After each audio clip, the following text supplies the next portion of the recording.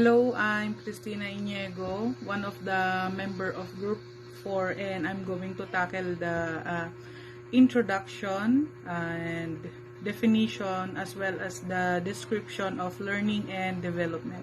So first is the introduction. Learning and development, or known as the L&D, is one of the core areas of human resource management. In this article, we will give you a comprehensive guide to learning and development. We answer what learning and development is and how to create learning and development strategies, and also how to evaluate L&D effectiveness, and we list the different jobs and makeup of the L&D field. So this is the definition of learning and development. Learning and development is a systematic process to enhance an employee's skills, knowledge, and competency, resulting in better performance in a work setting. Specifically, learning is concerned with the acquisition of knowledge, skills, and attitudes. Development is the broadening and deepening of knowledge in line with one's development goals. So that's the definition of learning and development. Okay, the goal of learning and development is to develop or change the behavior or individuals or groups for the better, sharing knowledge and insights that enable them to do their work better, or cultivate attitudes that help them perform better. That's said by Levens on 2011. Learning, training, and development are often used interchangeably. However, there are subtle differences between these concepts, and this is shown in the table on the module. So, the descriptions of learning is the acquisition of knowledge, skills, or attitudes through experience, study, or teaching. Training, development, and education are involved learning. So training is aimed at teaching immediately applicable knowledge, skills, and attitudes to be used in a specific job. Training may focus on delivering better performance in the current role or to overcome future changes. Development is aimed at the long term. It revolves around the broadening or deepening of knowledge. This has to fit within one's personal development goals and the future goals of the organization. Development usually happens voluntarily. And lastly, education. Education is more formal way to broaden one's knowledge.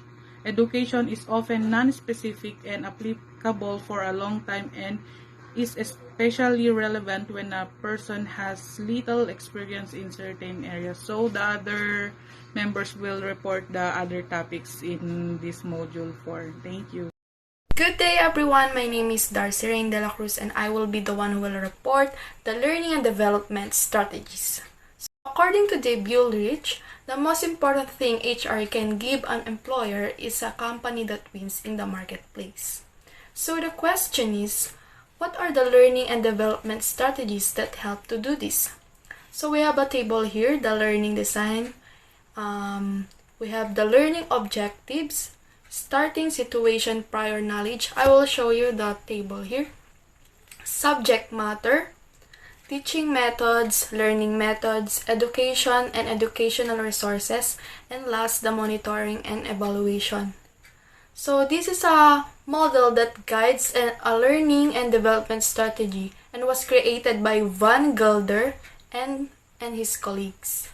Its original name translates to pedagogical analysis.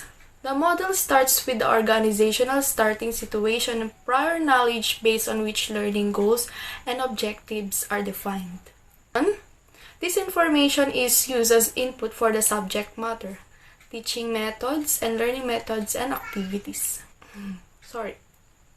This leads to a certain result, which is monitored and evaluated. Based on the evaluation, the goals and objectives are updated. Based on this model, we identify 4 phases required to create an effective learning and developmental process.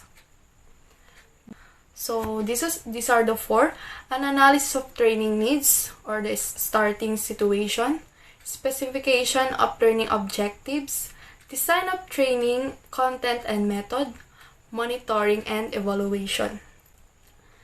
An effective learning and development strategy relies on a process in which one continually moves through these four phases. So, next is the learning and development certificate. So, the phase 1, it is called analysis of training needs. So, the first step is an analysis of the starting situations and prior knowledge to identify training needs. We don't want employees to learn for the sake of learning. Otherwise, we would be happy to send them on a pottery course. Instead, we want employees to acquire new knowledge, skills, and attitudes that are relevant for their future function. This way, learning is a way to create new business capabilities.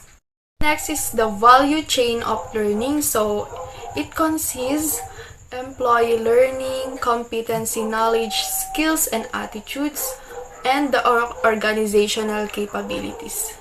In other words, learning is a means to an end. It has a goal. Example goals could be the development of digital capabilities in an analog firm that needs to transform, building analytical capabilities to create more business value through analytics, or simply making sure that everyone gets their mandatory certification in time so they can continue to do their work. Identifying the learning goal requires you to analyze where the organization wants to go and what skills are missing to get there. This happens in three parts. So number 1 is the organizational analysis. In this phase, the short and long-term goals of the organization are analyzed. The goal is to define the training needs that will help the company realize the business goals. These goals need to align with the organizational climate in order to be effective in the long term. For example, an assertiveness training in a very hierarchical organization with a culture may be even counterproductive. So the next is the function, task, or competency analysis. Besides the identified organizational need, it is important to look at a function or task level. What are the competencies and skills required to be successful in one's job? The goal here is to identify the most important knowledge, skills, and attitudes for employees to be successful in their jobs, and to identify which of these are the easiest to learn. So the third one is the personnel analysis.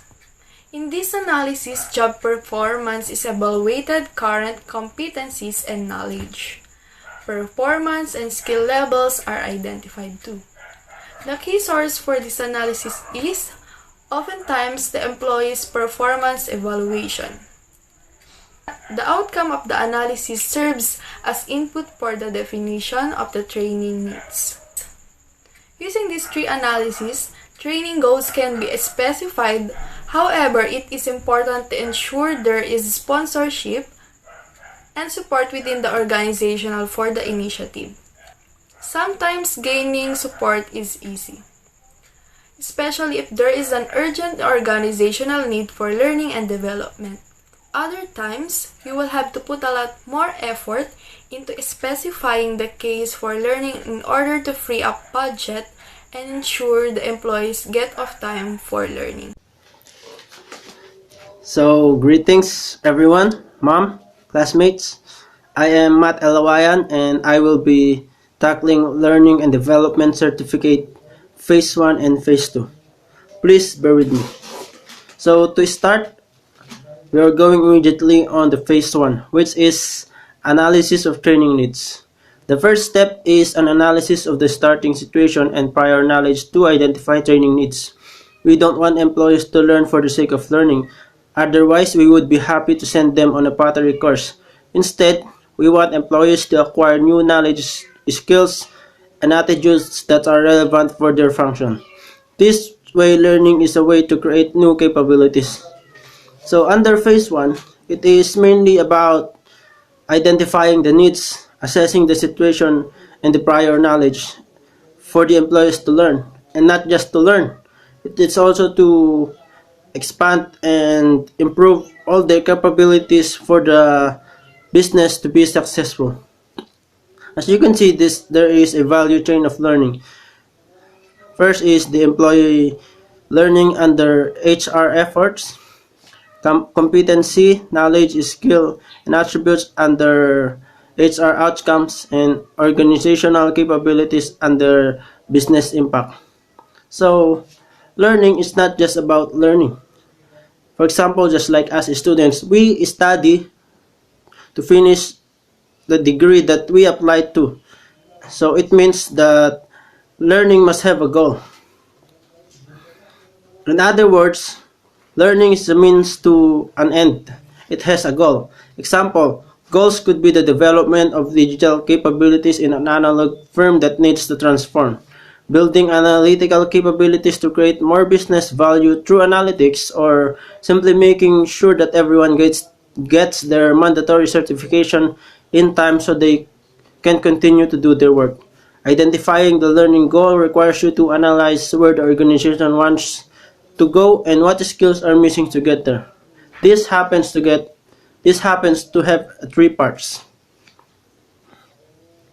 First one is the organizational analysis. In this phase, the short and long-term goal of organization are analyzed. The goal is to define the training needs that will help the company realize its business goal. This goal needs to align with the organizational climate in order to be effective in long term. For example, an assertiveness training in a hierarchical organization with a culture in which personal initiative is not appreciated may not be effective. It may even be counterproductive. So, in this organizational analysis, it's all about defining the training needs for the company to realize the goals. And that goal must also align to the business function or the company hierarchy. Number 2, function, task, or competency analysis. Beside the identified organizational need, it is important to look at the function or task level. What are the competencies and skills required to be successful in one's job? The goal here is to identify the most important knowledge, skills, and attitudes for employees to be successful in their jobs, and to identify which of these are easiest to learn. So, number 2, after identifying the need, of course, we have to look at the function of or the task level.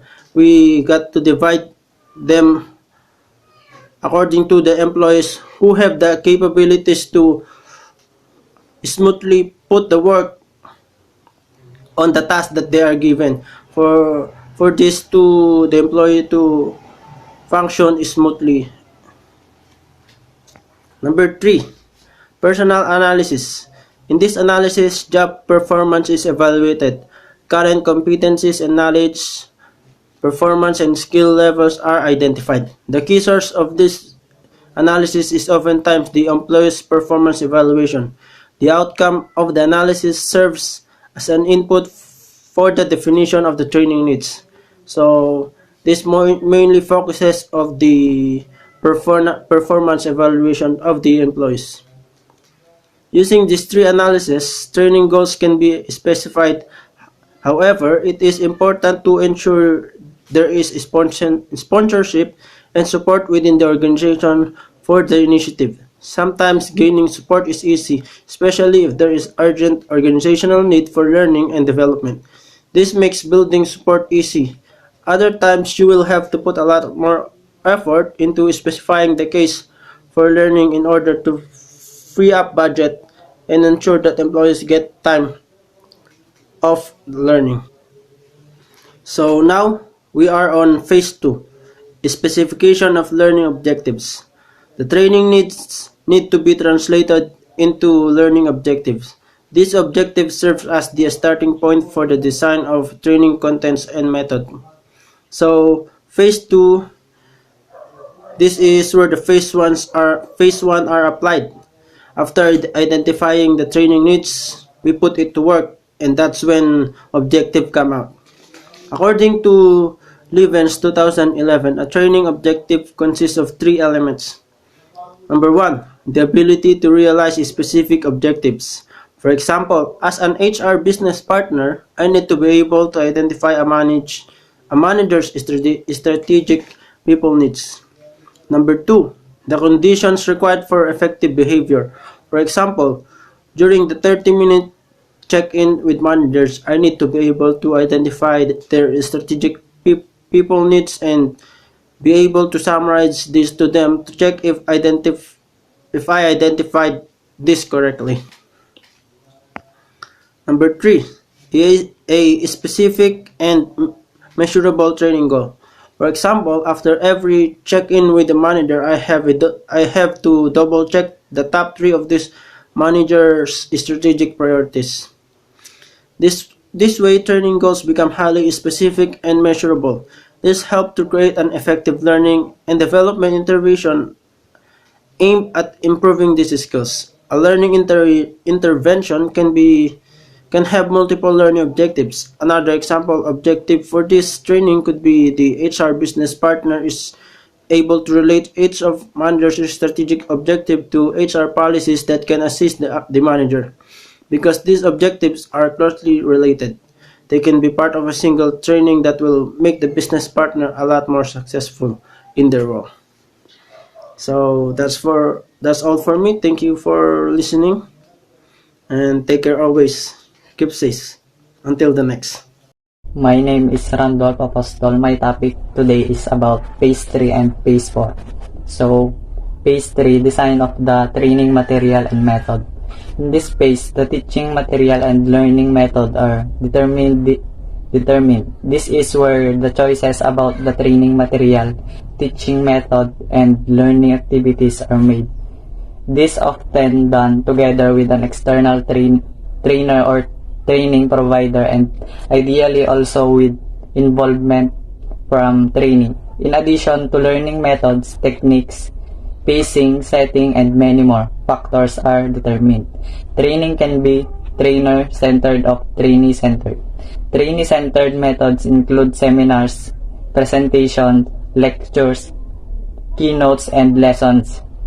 Trainee-centered methods are more interactive and include case studies, role-playing, self-directed lessons, on-the-job training, simulation games, and so on. Effective training usually includes a mixed method. So it means the learning material and teaching method are then decided. This is usually done together with training provides or an external trainer. And phase 4, monitoring and evaluation. The last phase of the learning process, monitoring and evaluation. In this phase, the learning objectives are evaluated and learning effectiveness is assessed. A very useful model for evaluating learning effectiveness in Bloom's taxonomy, which we will explain later in these articles. In addition, student evaluates are collected and reviewed, and improvements are made for future learning intervention. When the training is seen as effective, it should result in a change in behavior. This means that starting situation and knowledge in the organization will be changed for the next learning design. Hello everyone, I am Liderson G. Pasqua. The 70-2010 model revisited. The popular approach to organizational learning is the 70-2010 model. The model was created by McCall Lombardo and Enginger of the Center for Creative Leadership, a leadership development organization. The 70-2010 model is a general guideline for organizations seeking to maximize organizational learning and develop new programs. The model is widely deployed and often preferred to when it comes to learning and development. The model proposes that 70% of learning comes from work-based learning. This informal learning happens through hands-on experience where the employee learns during their daily work. This learning on the job happens during new tasks and challenging assignments and through feedback from bosses and water cooler. Conversations with peer on the employee's performance. The next 20% represents developmental relationships. This involves employees learning from each other using social learning, peer feedback, and peer coaching. Collaborative learning, peer mentoring, and other interactions with peers and mentors. The final 10% of professional development comes from traditional course, work, and training in a formal educational setting. Although commonly used, the model has been criticized in the academic literature. Notably, McCullough 2013 notes in a since-deleted blog post that informal training accounts for only 10% of development. Why do we need it? Analysis in the early 1980s found that the ratio for managers is 50-30-20. Zemke 1985 notes that the finding that 20% of a manager's know-how comes from formal training is remarkable since the average manager spends less than 1% of his or her time in. The Bureau of Labor Statistics show that about 55% of all workers needed specific training to qualify for their current jobs. This was in the 1980s. Lowenstein and Sletzer, 1998, who reanalyzed the same data, concluded the formal and informal training are to some extent complementary, but formal training may have a higher return. The safe conclusion is that the ratio heavily depends on the function. For example, in some cases, all workplace learning occurs without learning. In other cases, years of formal learning and job training is required to join a specialist profession. For these kinds of jobs, formal learning will play a much more prominent role. According to Clardy, we need to move beyond the formal-informal distinction to consider the best ways to design and structure all kinds of learning experiences. By recognizing that virtually all workplace learning outside formal programs can be structured and managed, the HRD profession can make a significant step forward in recasting its role and increasing its reach in improving individual, group, and organizational performance. Good day everyone, I am Jessica Di Bautista and I will be the last reporter. Our topic for today is all about the methods of learning. We already mentioned some methods of learning, but there are many more. The first one is lecture and seminars. This is more formal setting often used in universities with the lecturer and students. The settings inhibits interactions. The next is discussion groups, highly interactive setting aimed at sharing viewpoints. The next is debate, highly interactive setting aimed and convincing other of one viewpoints. The next one is case study and project. This actively involve the participant and activate them to come up with solutions and answers. Next is experimental activities. These involve active participations and are often used in team building. The next is role play. A role is act out of perform, for examples, as a technique to train customers' interactions. The next is simulations or games. An increasingly popular and highly interactive way of experimental learning with the rise of virtual and augmented reality. This can be made very realistic. The next is the job shadowing. Working with another employee who has a different experience to learn from them. This is a good way to learn and exchange ideas. The next is the outdoor management development, or the OMD, a form of experimental activities. 2001 study by Hamilton and Cooper showed that this could be effective. I could resist including this quote from their paper.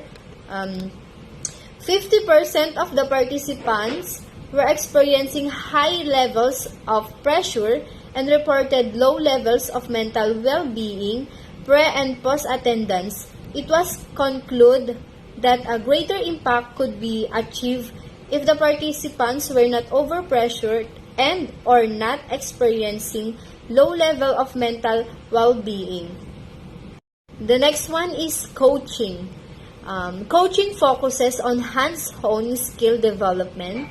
The coach is often allocated and is the driving force. The coachee follow and learns. The last one is mentoring. Mentoring is more strategic. The mentor is chosen by the mentee and the process is also driven by the mentee. Mentoring goes beyond the skills.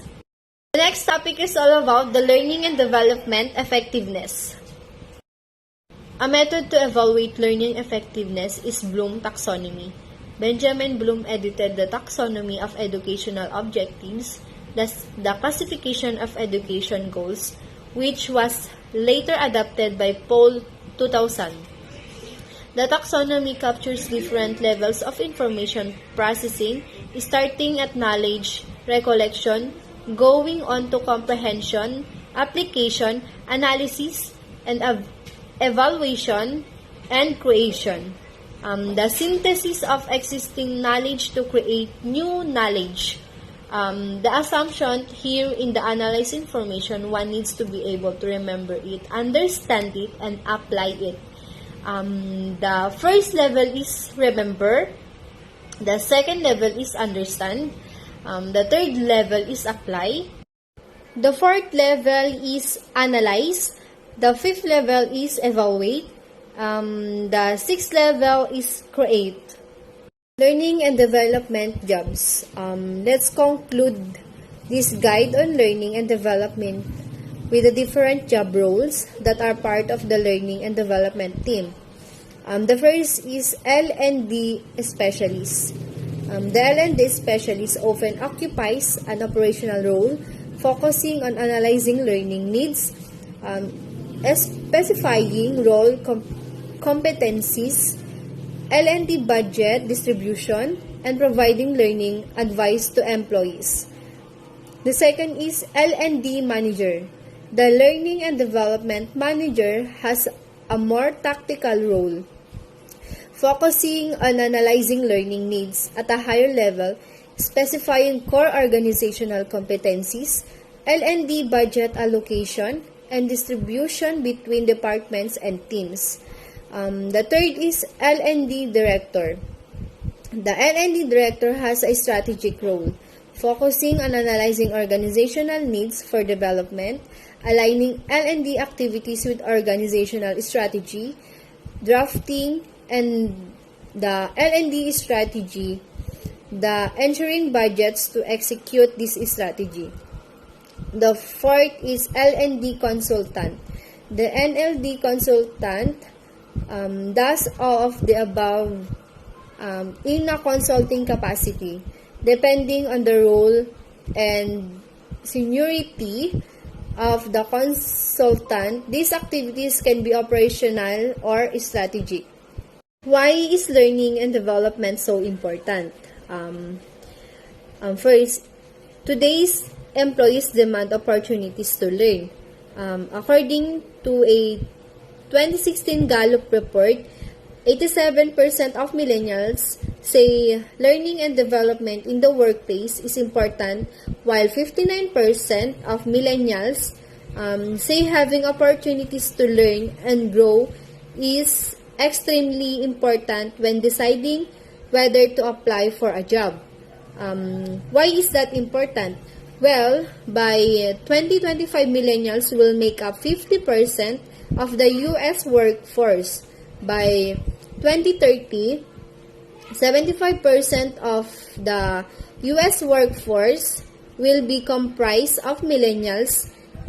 In order of companies to compete for top talent, they will need to be able to offer a commitment to an employee's development.